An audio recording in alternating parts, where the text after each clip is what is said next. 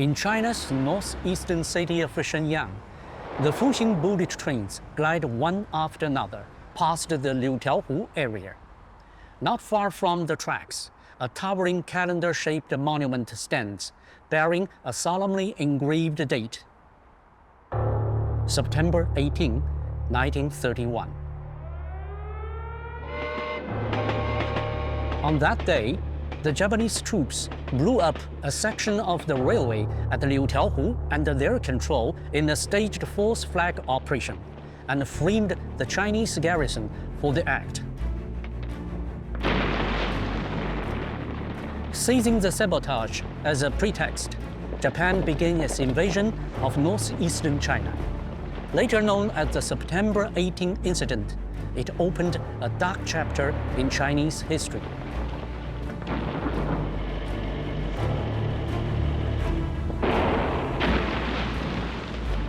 From that day on, fascist forces began to perpetrate their vicious deeds in the Far East, 8 years before the outbreak of the Second World War in Europe and 10 years ahead of the Pacific War.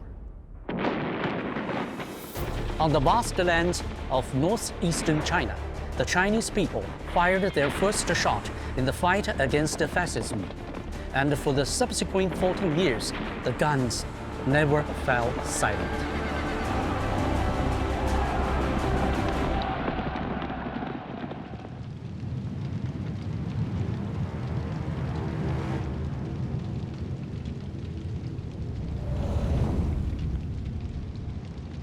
In 1937, the Japanese aggressors launched a full-scale invasion of China.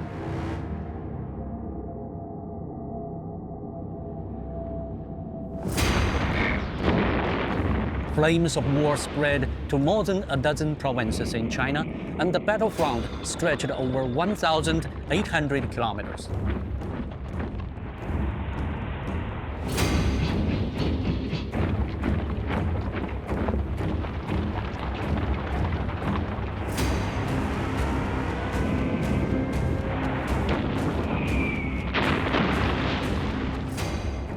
One can say that each inch of the land was soaked in tears and blood.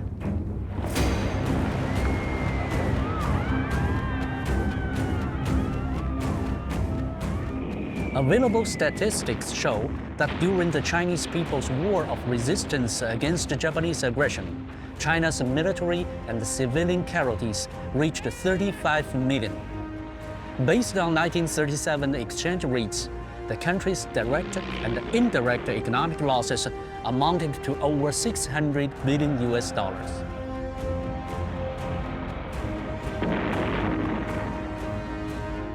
Faced with the brutality of Japanese fascists and harsh realities, the Chinese people didn't back down, but rather mounted a prolonged and tenacious resistance. The Battle of Wuhan and the 100 Regiment Campaign, among other campaigns, lasted for months, shattering the Japanese aggressors' illusion of a fast victory over China. Statistics show that over 1.5 million Japanese troops were annihilated on the Chinese battlefield, more than 70% of Japan's total military casualties during World War II. The staunch resistance put up by the Chinese army greatly pinned down the Japanese forces, strategically supporting and coordinating with the Allies. In the Battle of Lake Hassan in 1938 and the Normanhan incident in 1939, the Japanese troops were forced to scale back their offensive due to pressure from the fierce resistance on the Chinese front. Marshal Vasily Chukov of the Soviet Union once said, "Even in the most difficult years of the war, Japan did not attack the Soviet Union, but instead drowned China in blood," a reference to Japan's forced abandonment of its northward advance strategy because its troops were bogged down in China.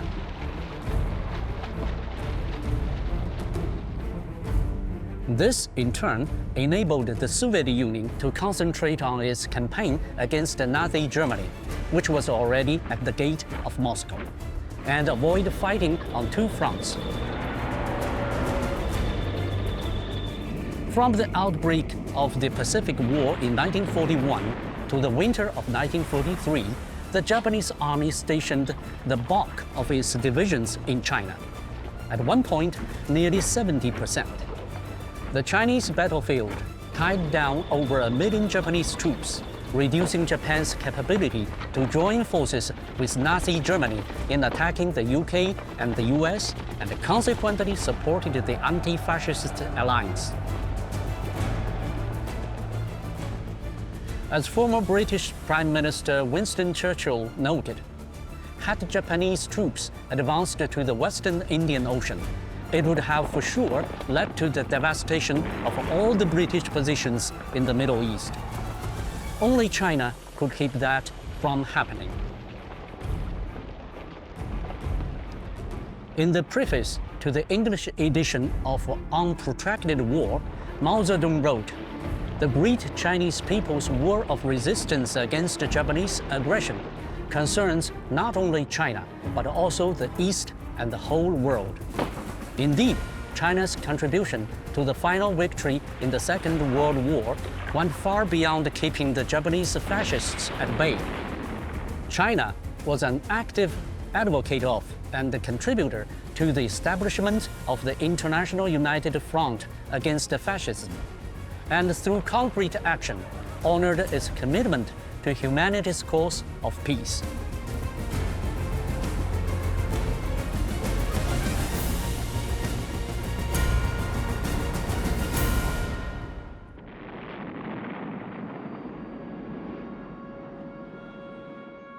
Even when vast swaths of its territory were occupied by the Japanese aggressors and the war was mired in a bitter stalemate, China still resolutely dispatched the Chinese Expeditionary Force, which ventured into Burma to fight alongside the Allies.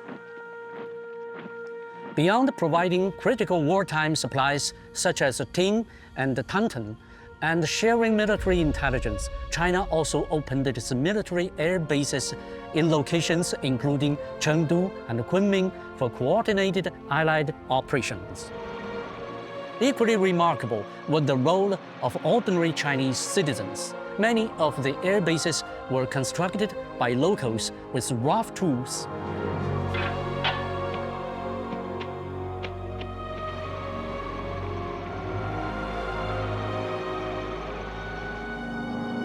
In the 1942 Doolittle raid, the American bomber team were forced to make emergency landings in several Chinese cities, and 64 of the 75 pilots who parachuted were rescued by local Chinese, many of whom were civilians, risking their lives to shelter and help the American pilots.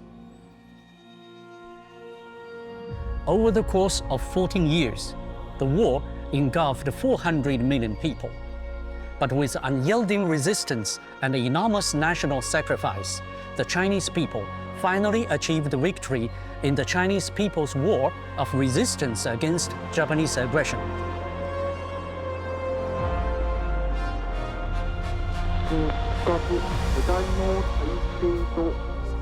At the main theater in the East, China has made an indelible contribution to the final victory of the World Anti-Fascist War.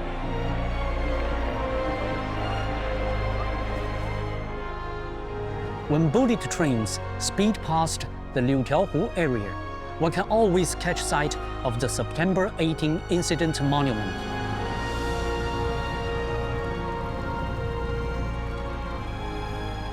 Through the retrospect of history, we keep the scarred years in our memory so that we can cherish and better safeguard the hard-won peace.